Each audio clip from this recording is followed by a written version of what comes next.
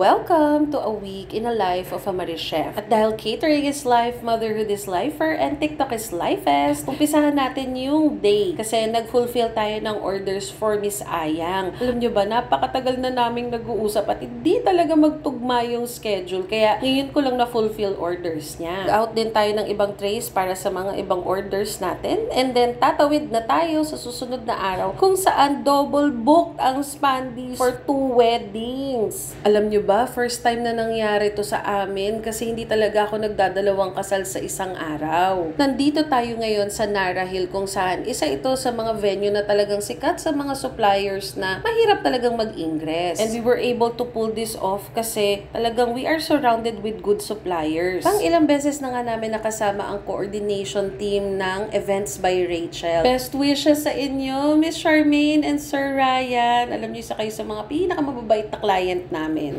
Paalam na rin ako sa kanila na aalis ako in the middle of their wedding. Nahiya ako pero kasi we need to tawid sa susunod na wedding naman dito sa May Makati. Ang story naman ng wedding nito ni Sir Christian and Miss Luisa. Tatlong beses talaga na-move yung date ng kasal nila and nag-touchdown yung final date nila sa araw na nakapag-book na ang kabilang wedding. Kaya talagang sobrang pray ako ng pray na it goes well. Sobrang blessing din kasi ang galing ng stylist ko. Ayan, si Miss Jen of Personal Touch by Jen. The morning of the following day, meron ulit tayong mga order. And eto na, maghuhugas na rin ako mga kamari chef ng aking mga pinaggamitan. Humahapit kami talaga ngayong buong team ng benta kasi i-enroll namin yung mga anak namin. At yun nga, kailangan magpalit ng mga laptop, palitan ng mga school shoes and uniform. Ayan, so the following day naman, graduation and honors assembly ng 3 anak ko. Magkakasunod na araw yun. Nagpa-makeup ako kay Miss Ja, taga dito yan sa Cuenca. Kasi yung mga classmates ng anak ko nagpapapicture sa akin, nakakahiya. Pati yung mga parents nila. So, sunod-sunod na magkakaibang araw yan. We still have to be present for our kids amidst the busyness sa negosyo. Ang sarap sa feeling, lahat ng anak ko honor student. Kahit hindi mo naman hiningi, binigay nila.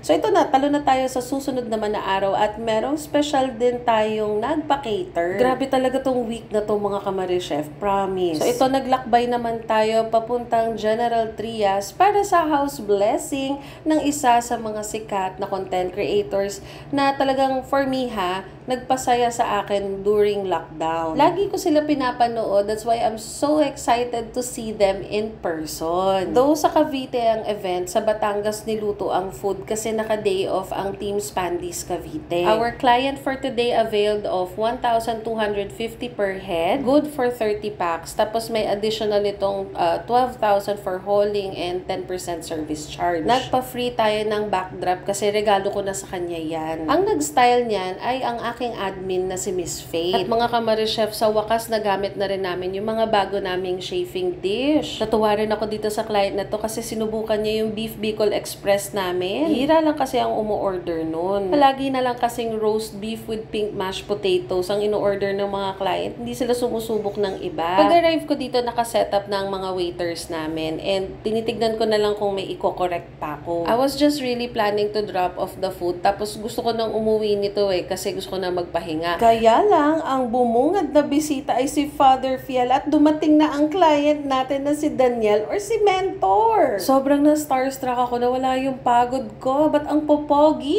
Ang kwento naman dito is, matagal na kaming nakapag-usap na ako daw yung magkikater sa house blessing niya. Di ba nga, mga kamari chef, bumubulwak na talaga ng order sa Batangas at di na ako magkanda ugaga. Hindi ko talaga na-check agad yung phone ko at meron na nga kaming schedule ng July 3. Buti na lang may nagtag sa akin sa Blue App kasi nag-post si Daniel, parang kinakabahan na yata siya.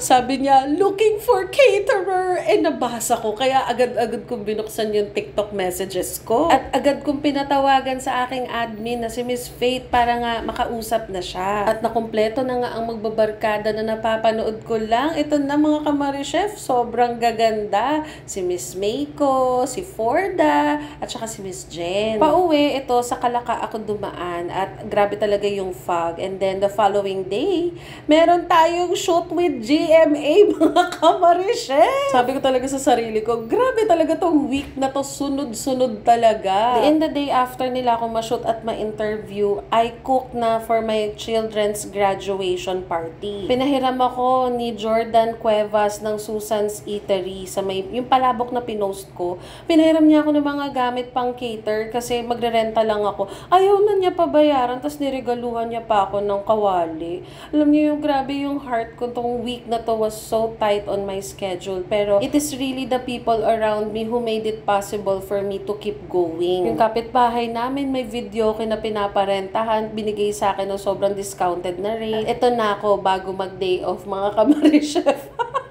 Grabe din yung pagka-busy ng Team Cavite. Tapos buti na lang kasama ko dito si Chef Chris. Buti na lang talaga may skills tayo sa stenography at typewriting class ko nung high school. At kaya nating magtrabaho ng nakapikit. Sprayan na nga ni mama yung paa ko ng magnesium. At pinapainom na ako ng mga kung ano nung tsaa kasi baka magkasakit na nga daw ako. So ito yung last na in-out namin ng mga orders. And today is my day off. Bye-bye!